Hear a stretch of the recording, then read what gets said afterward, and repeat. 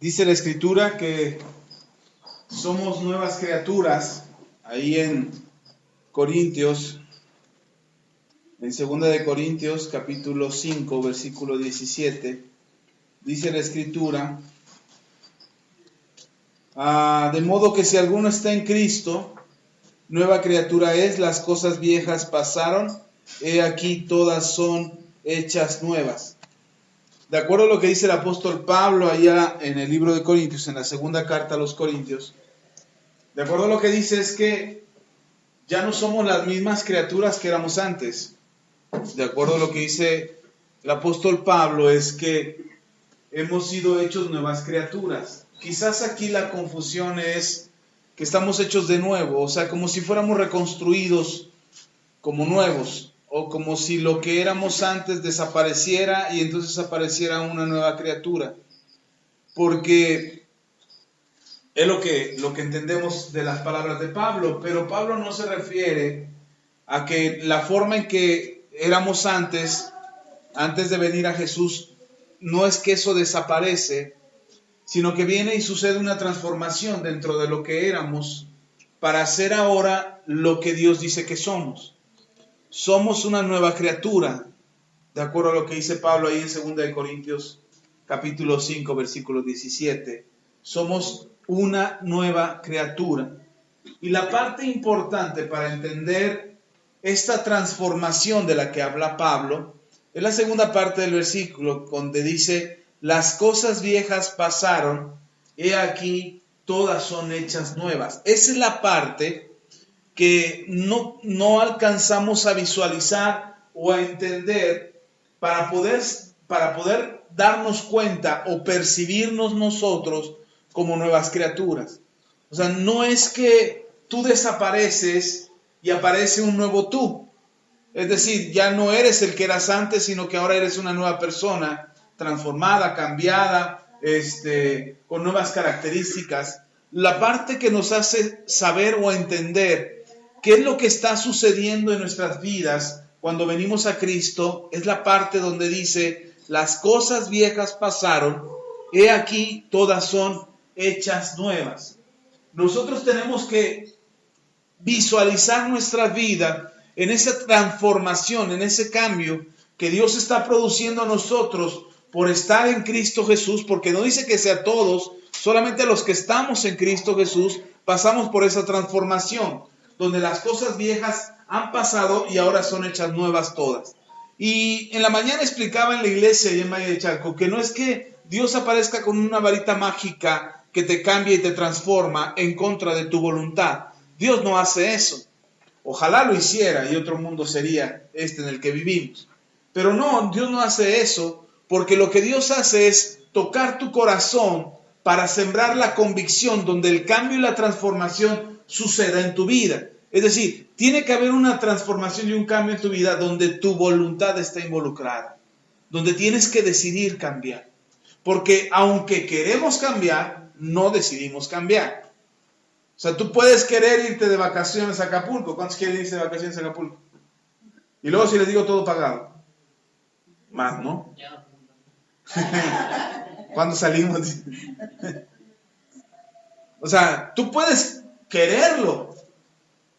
Pero ¿cuándo vas a tener las vacaciones en Acapulco?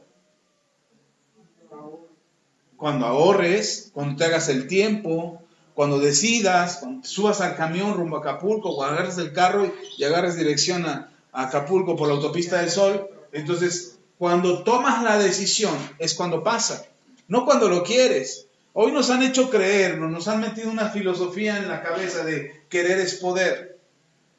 Pero se ha malinterpretado porque no solamente se trata de querer, tienes que decidir para hacerlo.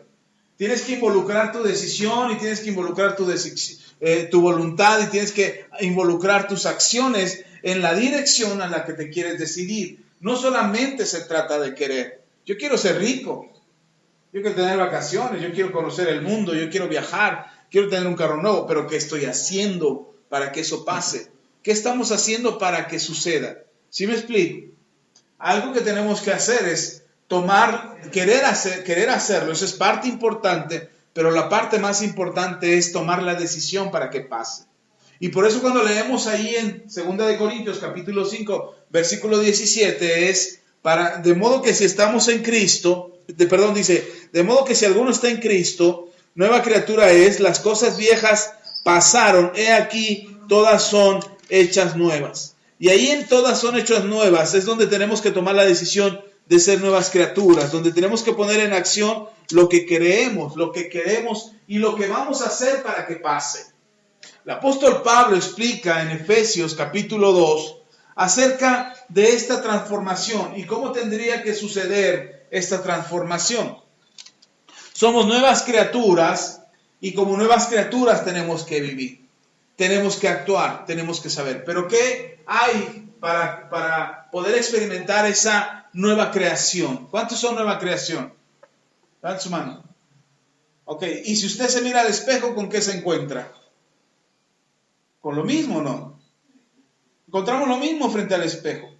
Pero, entonces, ¿dónde viene la transformación y el cambio del que estamos hablando? De esta nueva criatura de la que habla el Señor. Me gusta lo que explica Pablo en Efesios capítulo 2, porque ahí nos describe qué es lo que tiene que pasar y en base a qué somos una nueva criatura. ¿Y cuál es este nuevo diseño? Porque tú quizás te quieras hacer una nueva criatura, pero en base a tu diseño. No somos una nueva criatura en base a nuestro diseño. Somos una nueva criatura en base al diseño de Dios. Es decir, tú eres transformado y cambiado no en lo que tú quieres ser, sino en lo que Dios diseñó para que tú seas. Y además lo diseñó desde antes de la fundación del mundo. Él ya te había diseñado.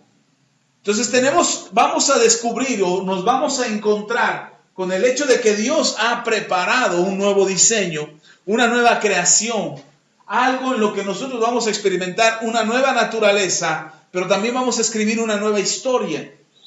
Y tenemos que saber cómo es que esto va a pasar, o cómo es que esto tiene que suceder, en base a qué, por qué, cómo Dios lo hace, cómo vamos a notarlo eso en nuestras vidas, cómo vamos a darnos cuenta de que realmente somos diferentes a lo que éramos antes. ¿Cómo es que esto pasa? ¿Cómo tenemos que lograrlo? ¿Cómo lo vamos a alcanzar? ¿Hacia dónde Dios nos está llevando? ¿Y qué es lo que Dios está haciendo con nosotros? Y digo en el sentido, Dios está haciendo con nosotros no como si fuéramos marionetas o fuéramos títeres que Él maneja a su antojo, sino en el sentido de que estamos siendo transformados a un diseño mejor y más excelente de lo que habíamos sido antes, pero con el consentimiento nuestro, con nuestro consentimiento. Somos nuevas criaturas, pero no porque Dios nos obligó a ser nuevas criaturas o porque Él sometió nuestra voluntad y nos obligó aunque nosotros no queríamos. Nosotros empezamos a ser nuevas criaturas en el momento en que decidimos seguir a Cristo. Por eso dice Pablo, ahí en 2 de Corintios 5:17, de modo que si alguno está en Cristo, porque los que no están en Cristo no son obligados a cambiar, pero los que estamos en Cristo, ustedes y yo, somos transformados en nuevas criaturas, donde las cosas viejas pasaron y aquí todas son hechas nuevas. Y entonces la pregunta es, pastor, ¿y si soy nueva criatura, por qué me sigo enojando? ¿Por qué sigo haciendo berrinches? ¿Por qué sigo peleando? ¿Por qué tengo discusiones? ¿Por qué me molesta cualquier cosa? ¿Por qué no logro superar mis traumas? ¿Por qué me sigue doliendo el pasado? Quizá porque no hemos entendido cómo sucede esta transformación para convertirnos en nuevas criaturas. Porque de acuerdo al diseño de Dios, ustedes y yo somos nuevas criaturas. Y no cualquier nueva criatura, no es un experimento de Dios. O sea, Dios no está experimentando y voy a decir, voy a hacer una nueva criatura con él o con ella y los voy a transformar y a ver qué sale. Un híbrido entre dinosaurio y ser humano o entre lagartija y ratón, a ver qué sale. No, Dios no está experimentando a ver qué sale. Dios ya tiene un diseño hacia donde Él nos lleva en esta transformación de ser nuevas criaturas. ¿Sí está conmigo? Ok. Dice Efesios, y ahí vamos a aprender lo que dice el apóstol Pablo acerca de esta transformación, de convertirnos en nuevas criaturas. Si a usted le gusta escribir el título a los mensajes, este mensaje se llama Nuevas Criaturas. Y dice la Escritura en Efesios capítulo 2, vamos a leer versículo 1 hasta el versículo 10. Dice, y Él os dio vida a vosotros cuando estabais muertos en vuestros delitos y pecados, en los cuales anduvisteis en otro tiempo, siguiendo la corriente de este mundo, conforme al príncipe de la potestad del aire, el espíritu que ahora opera en los hijos de desobediencia, entre los cuales también todos nosotros vivimos en otro tiempo en los deseos de nuestra carne, haciendo la voluntad de la carne y de los pensamientos, y éramos por naturaleza hijos de ira, los mismos que los demás. Pero Dios, que es rico en misericordia, por su gran amor con que nos amó, aun estando nosotros muertos en pecados, nos dio vida juntamente con Cristo. Por gracia sois salvos, y juntamente con Él nos resucitó. Asimismo nos hizo sentar en lugares celestiales con Cristo Jesús, para mostrar en los siglos venideros las abundantes riquezas de su gracia en su bondad para con nosotros en Cristo Jesús. Versículo 8 dice, porque por gracia sois salvos por medio de la fe, y esto no de vosotros, pues es don de Dios, no por obras, para que nadie se gloríe, porque somos hechura suya, creados en Cristo Jesús para buenas obras, las cuales Dios preparó de antemano para que anduviésemos en ellas. Creo que el solo hecho de leerlo ya nos da la claridad de hacia dónde vamos. Nosotros somos hechura suya, somos creados en una nueva creación, nuevas criaturas, no de la vieja manera en la que éramos, sino en nuestra nueva creación. Y ahora es eso lo que somos. No todos los seres humanos entienden el principio de las buenas obras. Yo creo que usted se encontrará o conocerá, o en algún momento de su vida ha encontrado con alguien que es una buena persona. De esas gentes que no se meten con nadie, que se portan bien, que no toman, que no fuman, que del trabajo a la casa, que son trabajadores, que ayudan al prójimo. Y usted los mira y dice, wow, son buenas personas. Y uno puede decir que esa persona no necesita arrepentirse de sus pecados porque son buenas personas. No se meten con nadie, no le hacen mal a nadie, no critican a nadie, no hablan mal de nadie, todo lo hacen bien, son fieles, bien portados, hablan bien, se comportan bien. Y uno pudiera pensar que esas personas son buenas personas. Pero de acuerdo a lo que la Biblia nos enseña, es que nadie es buena persona por sí solo. La Biblia dice en el libro de Romanos que por cuanto todos pecamos, estamos destituidos de la gloria de Dios. ¿Por cuanto todos qué? Todos pecamos. Aún las personas que dicen buenas personas, aún las personas que dicen que son buenas personas, o nosotros los catalogamos como buenas personas, también hay pecado en ellos. Pequeño, grande, mucho, poco, pero el pecado es pecado. Acuérdense que el pecado no se mide por tamaños. No el que es adúltero, fornicario, mentiroso, asesino, ladrón, es más pecador o más cruel o más villano, que delante de Dios estoy hablando, más villano que aquel que miente o que dice, es que él dice mentiras, pero son mentiras piadosas, son mentiras blancas. Y entonces eso le hace pensar a la gente que porque sus pecados son pequeños, no necesitan tanto perdón como aquel que comete pecados grandes. No, hermano, la Biblia enseña que es tan pecador uno que hace muchos pecados o grandes pecados, que el pecado no se mide por tamaños, pero es tan pecador como aquel que hace pequeños pecados. Y pecador es todo aquel que peca. Y la Biblia nos enseña que todos hemos pecado, y por cuanto hemos pecado, estamos destituidos de la gloria de Dios. Por lo tanto, si todos hemos pecado, todos necesitamos arrepentirnos. Aún el que parece ser una buena persona, aún aquel que parece que no ha pecado o parece que no necesita arrepentirse de su pecado. Pero así como todos necesitamos arrepentirnos de nuestros pecados, también aquellos que nos arrepentimos alcanzamos el perdón de Dios, sin importar el tamaño del pecado que hayamos cometido. Lo que importa es la convicción y la decisión de arrepentirnos de nuestro pecado. Por eso empieza diciendo el apóstol Pablo, ahí en el versículo 1 y 2, lo primero que nos habla Pablo ahí en el versículo 1 y 2 es nuestra condición. ¿De qué nos está hablando Pablo? De nuestra condición. Entonces ahí en el punto número 1, quizás usted tenga que anotar, es nuestra condición. ¿Cuál es nuestra condición? ¿De qué está hablando Pablo? Pablo está hablando de la condición en la que nos encontrábamos, ustedes y yo.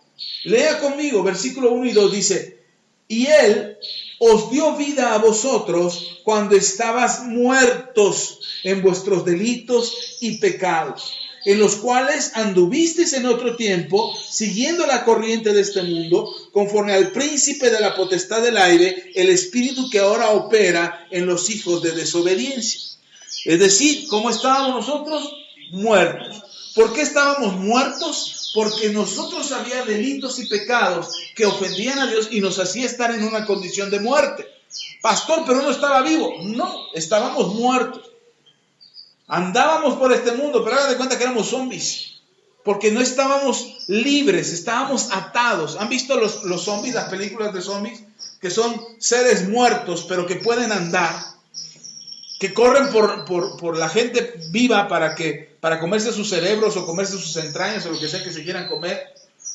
Pero ellos no entienden, no hay entendimiento, no hay claridad, solamente solamente corren detrás de lo que quieren, que son los cerebros de las otras personas. Estoy hablando de los zombies. Por supuesto que es algo ficticio, pero quiero ejemplificarlo de cómo andábamos nosotros. Nosotros parecíamos zombies, corríamos detrás de lo que queríamos. ¿Qué es lo que queríamos? Dinero, el trabajo, el pecado, la maldad, la comida, los gustos, pero nada más así andábamos. No podíamos decidir con libertad lo que queríamos ni hacia dónde íbamos, porque estábamos muertos y nos dejábamos llevar por lo que nos rodeaba. Y dice el apóstol Pablo que estando nosotros en esa condición de muertos, así era como estábamos, el Señor nos dio vida. Y esta es la parte que usted tiene que saber y que le tiene que remover las entrañas tan fuerte y tan profundo para que cambie su sentir. Porque uno se ve como gusano y dice, ay, es que soy gusano. Sí, somos gusanos. Es que soy tan malo. Sí, somos tan malos. Pero ahí es donde entra la diferencia.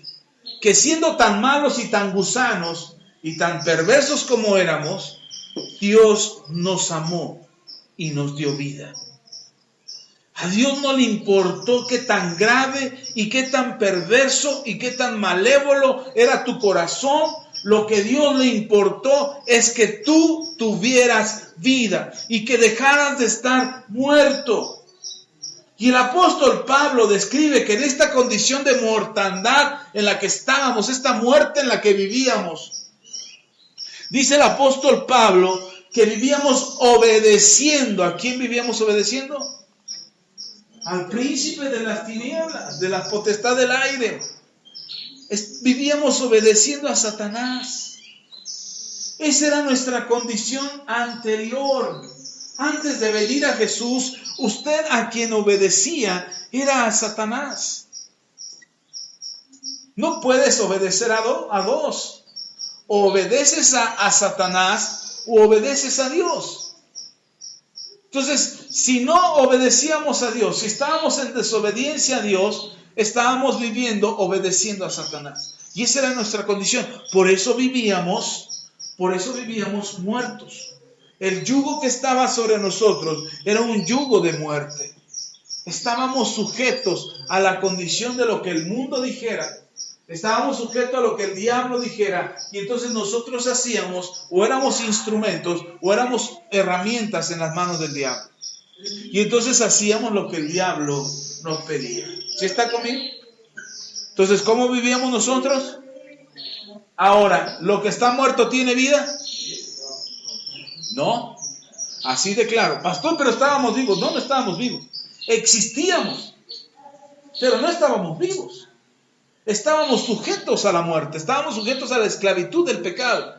Por lo tanto, no podíamos decidir con libertad ni siquiera lo que queríamos. Terminábamos haciendo lo que el diablo quería que hiciéramos.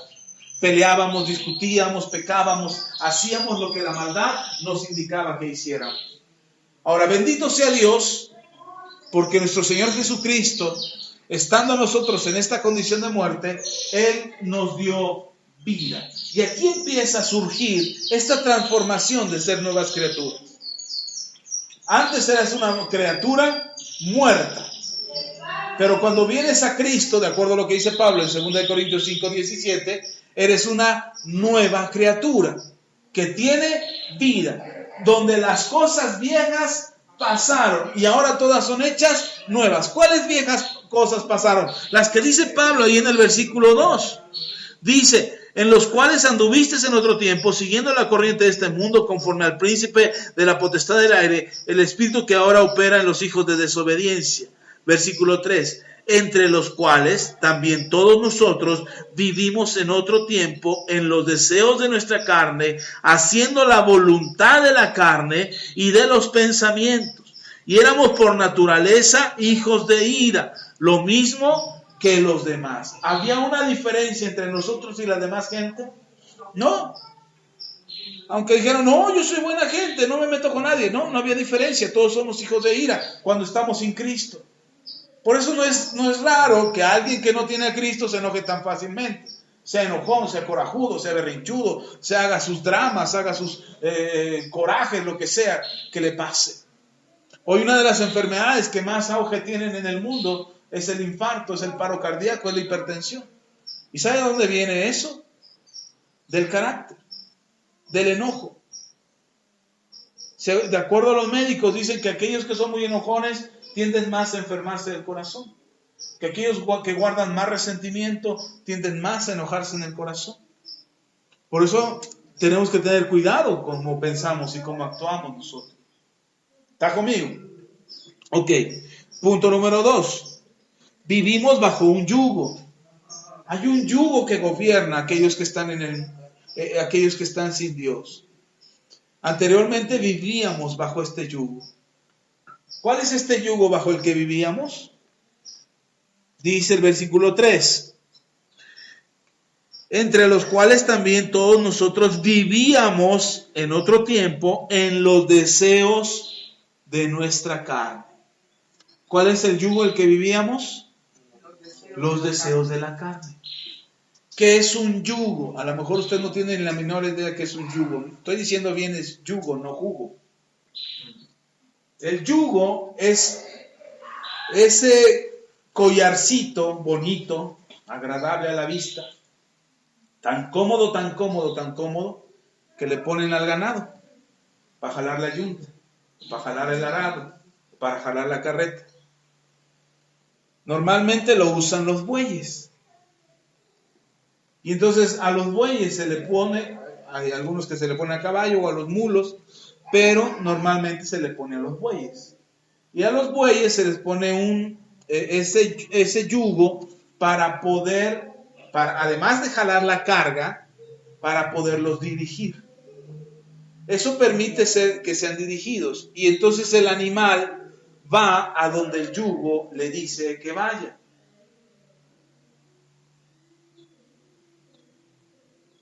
Aparentemente no lo lastima.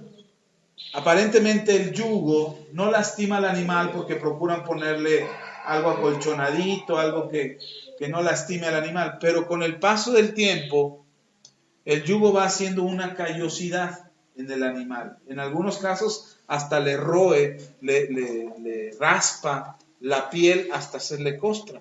Bueno, los callos esos son. Los callos son piel muerta. Entonces llega al punto que los animales el yugo les hace una callosidad. Entonces nosotros estábamos bajo ese yugo, el yugo de los deseos de la carne. ¿Qué es lo que hacíamos antes de que usted viniera a Cristo? ¿Qué es lo que usted hacía? Lo que la carne le pedía, lo que la carne le deseaba. Usted terminaba haciendo lo que su carne le pedía. Y entonces ese yugo es lo que nos gobernaba y nos llevaba a estar y a convertirnos en hijos de ira. ¿Qué es un hijo de ira? Yo me acuerdo cuando era más chiquito, me decían que yo no me parecía a mi papá. Y es que si usted me veía a mí y veía a mi papá, pues mi papá es completamente lacio, siempre peinado para atrás, y yo soy chino. Entonces cuando nos veían juntos decían, ay, ni se parecen. Pero de repente yo crecí, y hay una foto de mi papá cuando es chiquito, y yo, y nos parece, somos los dos de la misma edad aproximadamente, y nos parecemos un montón, muchísimo. Entonces yo crecí, cuando crecí, hablaban a la casa por teléfono, y entonces yo contestaba y decía, bueno, decían, profesor Macedo, ¿cómo está? Mire, ¿qué quiere? Yo, no, espéreme, yo no soy. Ahorita le comunico, ahorita le hablo a mi papá. Y hablaba a mi papá y, oye, tu hijo tiene la voz igualita a ti, te confundí con... Y eso era siempre que yo contestaba. Profesor Macedo, profesor, y no, espéreme, no soy yo. Así es que cuando yo contestaba, tuve que cambiar mi manera de contestar por hola, buenas tardes, para que ya no me confundieran con mi papá. Porque lo que decían era, se parece a ti, la voz es idéntica. No podíamos negar el parentesco, no podíamos negar la similitud, la semejanza. Era su hijo, había crecido con él, hablaba como él. Cuando mi hijo creció, iba a mi trabajo, le decían Axita, porque los dos tenemos el mismo cabello. Y primero le dijeron a David Axita 1, a Israel le dijeron Axita 2, y ya con Josué, como no se parece nada a mí, le decían Josué. Pero era Axita 1, Axita 2, y eran mis hijos, porque el cabello quebrado los hacía similares a mí. ¿Qué le quiero decir con esto? Que nos parecemos a nuestros padres. En una cosa, puede ser físicamente, puede ser en tu carácter, puede ser en tus hábitos, pero en algo te pareces a tu padre o a tu madre. Alguno de los dos te has de parecer. Imagínese a los hijos de Ira. ¿En qué se parecían los hijos de Ira? ¿En lo físico? ¿En el carácter? ¿En la forma de ser? Entonces dice el apóstol Pablo que aquellos que estábamos en los deseos de la carne y que estábamos bajo el yugo de la carne, terminábamos siendo como nuestra mamá, la ira. Ahora pónganle la dimensión en la que usted la haya vivido. La ira pudo haber sido como cuando ardió Troya, o la ira podía haber sido esa frustración por dentro que enferma el cuerpo. Cualquiera de las dos cosas eran resultados de la ira. Y éramos hijos de ella. Y el apóstol Pablo nos describe como aquellos que éramos hijos de la ira, bajo el yugo en el que estábamos, igual que los demás. A mí me parece interesante que el apóstol Pablo no haga una diferencia entre ellos y nosotros, entre los que tienen a Dios y los que no tienen a Dios. Dice, no hay una diferencia, éramos iguales. No fuimos escogidos por el Señor por ser mejores que los demás. No fuimos escogidos por Dios porque éramos más buenos nosotros, o porque nos portábamos bien, o porque éramos más espirituales que los demás. Éramos iguales a ellos, nos gobernaba la ira. ¿Qué fue entonces lo que hizo la diferencia? ¿Qué fue entonces lo que hizo que nosotros fuéramos tomados como hijos de Dios y ya no como los hijos de ira, o los hijos del enojo, del coraje, del resentimiento, del pleito, de la contienda? ¿Por qué ya no somos hijos de ellos? ¿Qué es lo que nos hizo ser hijos de Dios? Lea el versículo 4. Punto número 3. Por la misericordia de Dios. Y en el versículo 4 al versículo 7 dice, pero Dios, que es rico en misericordia, por su gran amor con que nos amó, aun estando nosotros muertos en pecados, nos dio vida juntamente con Cristo. Por gracia sois salvos.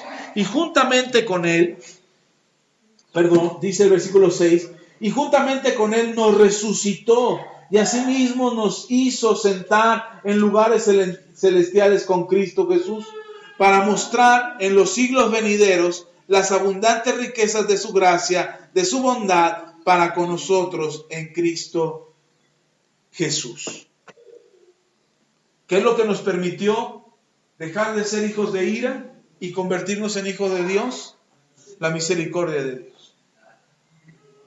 Por eso cuando algún cristiano sufre porque le falló al Señor, y dice, es que yo le fallo al Señor y le fallo al Señor, lo que tienes que dejar de hacer es ser un hijo de la desobediencia. Y tienes que convertirte en un hijo de Dios, en la obediencia de Dios, entendiendo que no es por tus méritos, sino es por la misericordia de Dios. Es la misericordia de Dios lo que te otorga el perdón. Es la misericordia de Dios lo que te salva. Es la misericordia de Dios lo que rompe el yugo de la esclavitud en la que vivías antes. No son tus obras, no es tu mérito, no es tu fuerza, es Dios obrando en tu vida. Porque no es que Dios te llamó cuando eras buena gente, ¿o sí? Dice Pablo que cuando estábamos muertos era cuando Dios nos llamó. No es porque nos portamos bien que Dios nos escogió. No es porque éramos espirituales que Dios puso sus ojos en nosotros y entonces conocimos a Cristo. No, hermano, si conocemos al Señor, si conocemos a Jesús, ha sido por la misericordia de Dios. ¿Por qué somos salvos? No por tus méritos. Pastor, y entonces si vuelvo a fallar, arrepiéntete. Busca a Dios de todo tu corazón. Busca la reconciliación con Dios. Busca que Dios rompa ese yugo que está sobre ti, que te hace volver a los deseos de la carne, que te hace volver a la esclavitud de la ira, a que te haga llamar hijos de ira. Cuando te enojas, hermano, yo por eso procuro enojarme lo menos posible, pero cuando te enojas, ¿en qué hijo de quién te conviertes? No podemos decir que somos hijos de Dios. Estoy bien endiablado, pero soy hijo de Dios. Estoy bien enojado, pero soy hijo de Dios. No. ¿Eres hijo de Dios o eres hijo de la ira? ¿Cuál es el yugo que te gobierna? ¿La obediencia a Dios o la desobediencia a Dios? Entonces, si somos hijos de Dios y entendemos que como hijos de Dios necesitamos arrepentirnos para alejarnos por completo de la ira que nos hace alejarnos de Dios, porque la ira de Dios no refleja el amor de Dios. La ira del diablo. La ira del diablo no refleja el amor de Dios. Y si algo Dios quiere mostrar para contigo, lee ahí. Versículo 4. Pero Dios, que es rico en misericordia, por su gran amor, con que nos amó. ¿Con qué nos amó Dios? ¿En qué momento dice Pablo? Y porque te portaste bien, y porque hiciste las cosas bien, y porque eres buena gente, Dios te amó. No, hermano. Dice, porque Dios es amor. Porque el amor viene de Él. Porque Él es amor en sí mismo. Porque el amor que Él tiene se manifestó a nosotros y nos amó, estando muertos en nuestros delitos y pecados.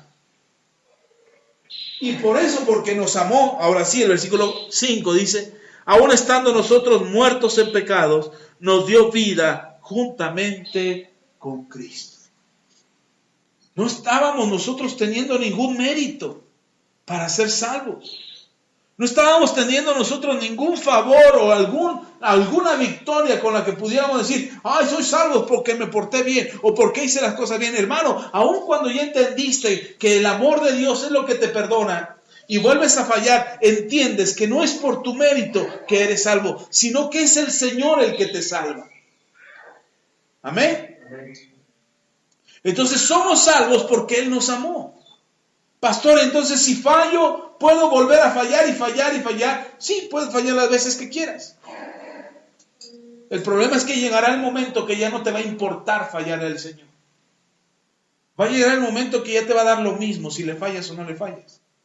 Por eso procuramos andar con temor y temblor, cuidando la salvación que Dios nos ha dado. Es decir, procurando no fallarle a Dios. Entendiendo que Él nos amó tanto y que su misericordia es tan grande, que siendo nosotros malos y perversos, Él nos amó. Y por eso procuramos no fallar. No porque fallar sea un problema para Dios. Fallar para Dios no ha sido un problema en nuestra vida. Si nosotros fallamos, para Dios nunca ha sido un problema. Siempre su misericordia y su amor cubrirá multitud de pecados y nos dará la salvación y de su gracia.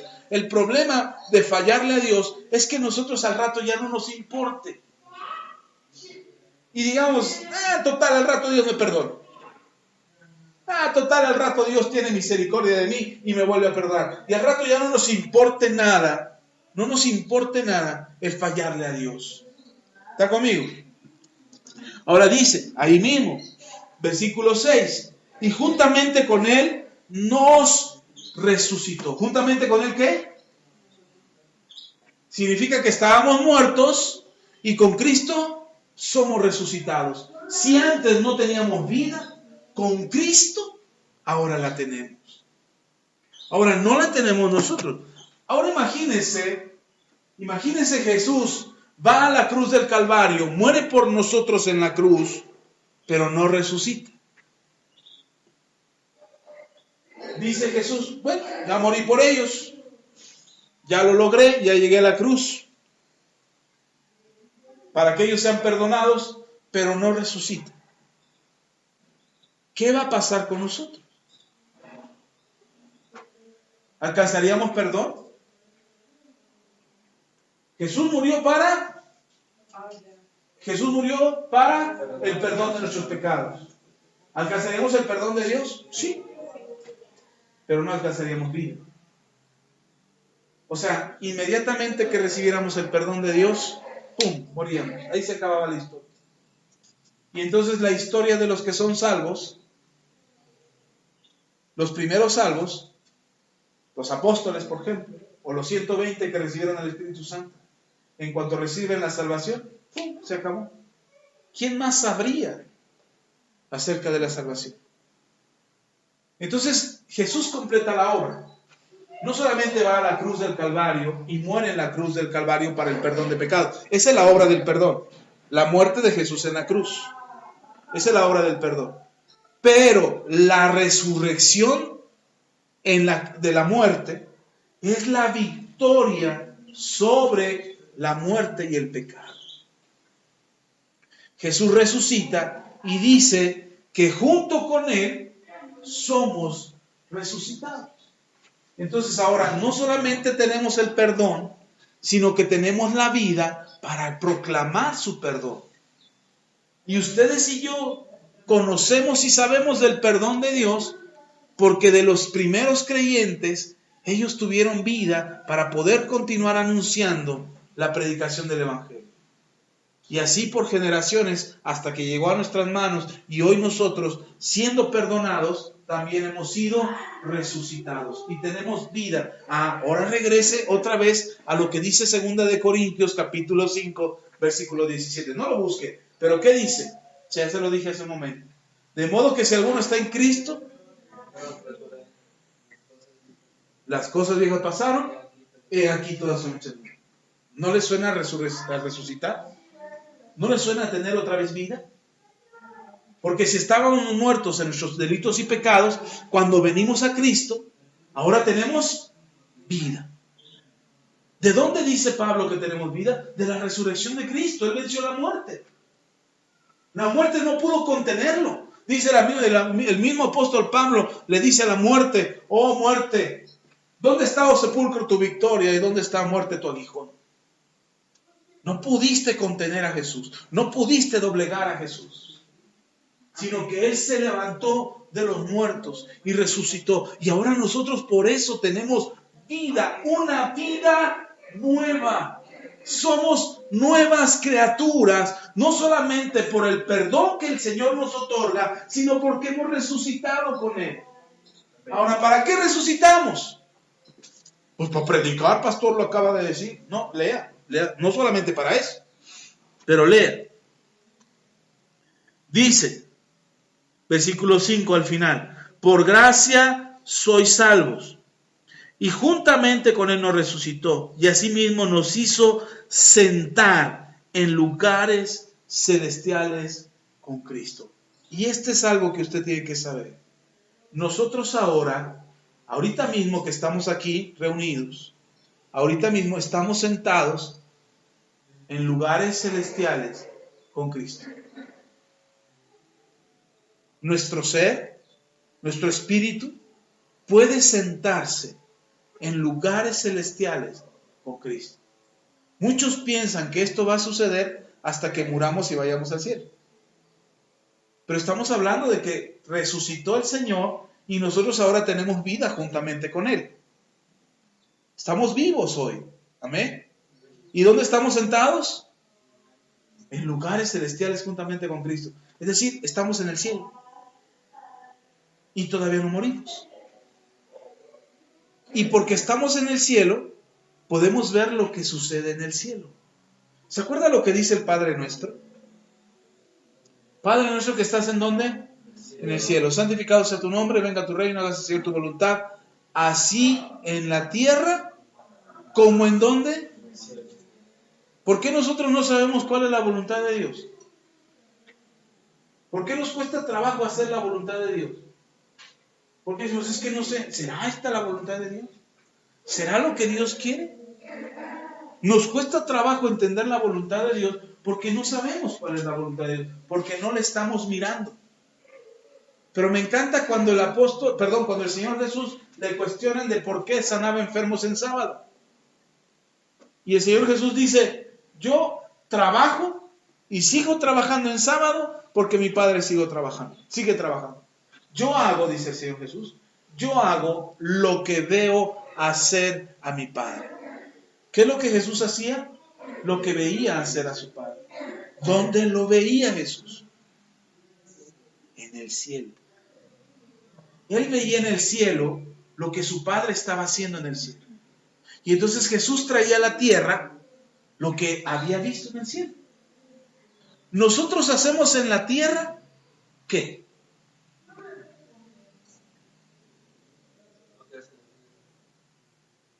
Hacemos lo que se hace en la tierra. ¿Qué es lo que deberíamos de hacer en la tierra? Lo que se hace en el cielo. Eso es lo que deberíamos de hacer. Y entonces otra cosa estaríamos hablando aquí en la tierra. ¿Dónde estamos sentados? En lugares celestiales. ¿Solitos? No, con Cristo estamos ahí. Y dice, para que entiendan, versículo 7. ¿Para qué estamos sentados ahí en esos lugares celestiales? Para mostrar en los siglos venideros las abundantes riquezas de su gracia en su bondad para con nosotros en Cristo Jesús. Y por eso aquí muchos dicen, no, eso es para la vida eterna. No. Estamos hablando de que en los siguientes tiempos, en lo que va a ver la gente, ellos van a ver las abundantes gracias de Dios sobre nosotros, a través de abundantes riquezas.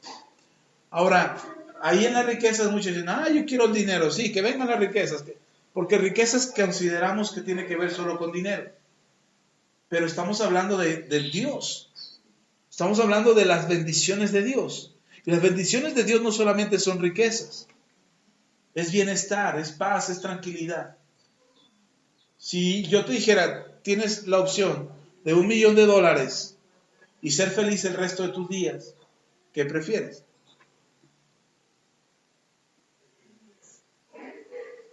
Fuerte. Porque el dinero no te asegura, el $1,000,000 no te asegura que seas feliz. ¿Verdad que no? Pero el ser feliz, puede ser feliz y pelear por ese $1,000,000. Y trabajar y esforzarte y lucharlo y conseguirlo, ¿o no?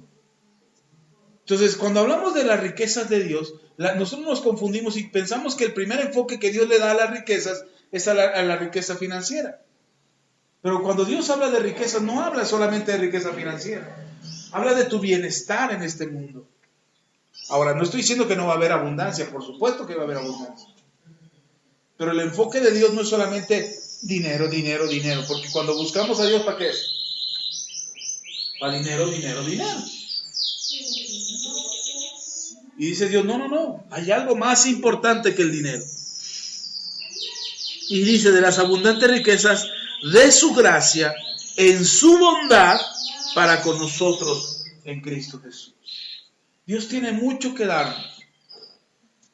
Y eso va a suceder, por eso somos nuevas criaturas, donde las cosas viejas pasaron y ahora todas son hechas nuevas. ¿En qué naturaleza van a ser hechas nuevas en nosotros? En su abundantes riquezas, en su bondad, en su gracia, en su misericordia. Lo que tú experimentes en Cristo tendría que ser nuevo para ti, en gracia, en bondad, en riquezas, en misericordia. Esa es la nueva naturaleza que deberíamos de tener o experimentar como nuevas criaturas que somos en Cristo Jesús. Seguramente ustedes han tenido destellos de esta bondad, cosas buenas que han pasado en su vida. Han tenido destellos de esta gracia, que han recibido cosas sin merecerlas. Seguramente han tenido destellos de esta misericordia, porque cuando nadie te perdonaba o nadie daba algo por ti, el Señor te llamó a salvación. Y de las riquezas ni se diga. Hasta el día de hoy el Señor nos ha sostenido. Si están conmigo. Ahora, debería de ser siempre, todos los días, a cada instante, porque somos nuevas criaturas. Ahora, ¿para qué Dios quiere que tú seas una nueva criatura? ¿Por qué Dios te está construyendo con una nueva naturaleza, como una nueva criatura en tu vida? ¿Por qué Dios te hace diferente a los demás? Lea conmigo, versículo 8.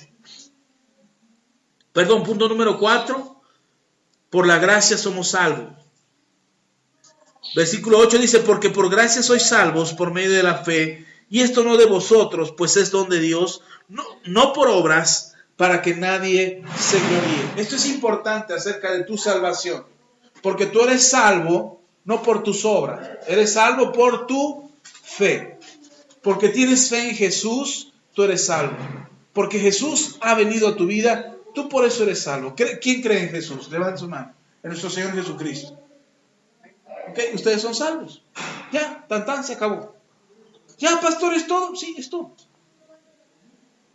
Ahora, la salvación no es lo mismo que la prosperidad aquí en este mundo, en esta tierra.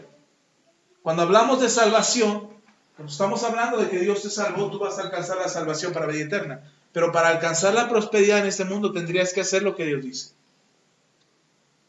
En Segunda de Crónicas dice, capítulo 20, versículo 20, dice, cree en el Señor y seréis salvos. Creed a sus profetas y seréis prosperados. Creer en Jesús te da salvación. Creer en su mensaje te hace prosperar. Entonces, necesitamos creer en Dios, pero también necesitamos creerle a Dios. Entonces, tu fe te va a llevar a la salvación. Pero hay algo que Dios pensó en ti para hacerte una nueva criatura. Y dice el versículo 10, y punto número 5 y último. Punto número 5, somos hechura suya. Dice el versículo 10. Porque somos hechura suya, creados en Cristo Jesús para buenas obras, las cuales Dios preparó de antemano para que anduviéramos en ellas. Somos hechura suya dijimos que somos nuevas criaturas. Es decir, las cosas viejas pasaron y aquí todas son hechas nuevas. ¿Cuáles son las nuevas cosas que Dios ha preparado para ti? Buenas obras. ¿Cuáles las cosas que van a fluir en tu vida como nueva criatura? Buenas obras. Esto es lo que va a fluir en tu vida. Pastor, yo soy una nueva criatura. ¿Cómo sé que soy una nueva criatura? Porque en tu vida hay buenas obras. Ahora, el problema es que muchos cristianos creen, ¿y ahora qué tengo que hacer? No sé qué hacer. Soy nueva criatura, pero no sé qué hacer. Hermano, no tienes que descubrir el hilo negro. No se trata de inventarte algo como buenas obras. Las buenas obras ya fueron hechas. Dice el Señor que fueron hechas de antemano. Lo único que hacemos es caminar en ellas. Hace unos meses atrás alguien me dijo vía internet, me dice, es que uno va construyendo su propio camino. Y me vino la frase a la memoria de caminante no hay camino. ¿Se acuerdan de esa canción? Caminante no hay camino, se hace camino al andar. Cuando yo me hablaba con este hombre y me decía, es que cada quien va forjando su propio camino y cada quien... Yo dije, bueno, yo no quiero hacer eso. Cuesta mucho trabajo hacer un nuevo camino. Ya hay caminos por los que prefiero ir, que ya están hechos. Y la Biblia dice que Jesús es el camino. Así es que yo no tengo que descubrir un nuevo camino. Aquí Pablo me lo dice, buenas obras que ya fueron hechas de antemano para que andemos en ellas. Es decir, el camino del cristiano ya fue hecho. Lo único que tenemos que hacer es andar en él. No estamos descubriendo cómo ser buenas personas, no estamos descubriendo cómo ser nuevas criaturas, no estamos descubriendo cómo ser buenos cristianos. Ya están las buenas obras, ya están hechas. Lo único que tenemos que hacer es caminar en ellas, hacerlas, porque ya fueron hechas de antemano. Para que el Señor no nos mandó un camino inexplorado. Conviértanse a Cristo y exploren el camino a ver con qué se encuentran. El Señor dice, vengan a Cristo y caminen por el camino que Él ya les dejó. Un camino hecho de antemano, lleno de buenas obras. ¿Por qué decimos luego, ¿y esto será bueno o será malo? Pues camina por el camino del Señor y te vas a dar cuenta que son buenas obras, hechas de antemano, que Dios además las preparó para que nosotros anduviéramos en ellas. ¿Sí está conmigo? Eso de que caminante no hay camino, se hace camino al andar, se oye muy bonito. Es una bonita retórica, es una bonita frase poética. Pero el verdadero camino, el camino por que debemos andar, ya está hecho. Jesús es el camino. Por eso cuando me dicen, no, yo estoy en contra de todas las religiones, les digo, yo también. Apenas hace unos días un amigo publicó una imagen donde están todas las religiones más importantes del mundo, el Islam, el cristianismo, el protestantismo, el budismo, ya lo había dicho, el catolicismo y el judaísmo, exacto. Estaban esas imágenes ahí, las principales del mundo. Y todos maldiciendo y diciendo, yo tengo la verdad, yo tengo la verdad, yo tengo la verdad, nosotros tenemos la verdad. Y todos en una misma frase diciendo, nosotros tenemos la verdad. Y entonces, juzgando, por supuesto, este amigo, juzgando, por supuesto, a las religiones. Y yo le contesté a ese amigo, le digo, deberías de incluir también a los veganos, a los vegetarianos, deberías de incluir también a los seguidores de Stephen Hawking, deberías de seguir también a los darwinistas, deberías de seguir a todos, a los LGTB, a todas las creencias de la humanidad, porque todos dicen tener la verdad. Todas aseguran tener la verdad. Digo, si tú quieres ser parejo, porque juzgaba a todos por igual, pero si tú quieres ser parejo, incluye a todos. Porque toda ideología del ser humano, toda ideología está fundada en su propia creencia, en su propia conveniencia. Por eso nosotros no profesamos una religión. No queremos profesar una religión. Y procuramos no enseñarle una religión. Procuramos enseñarles un camino. ¿Cuál camino? El de Jesús. El de las buenas obras.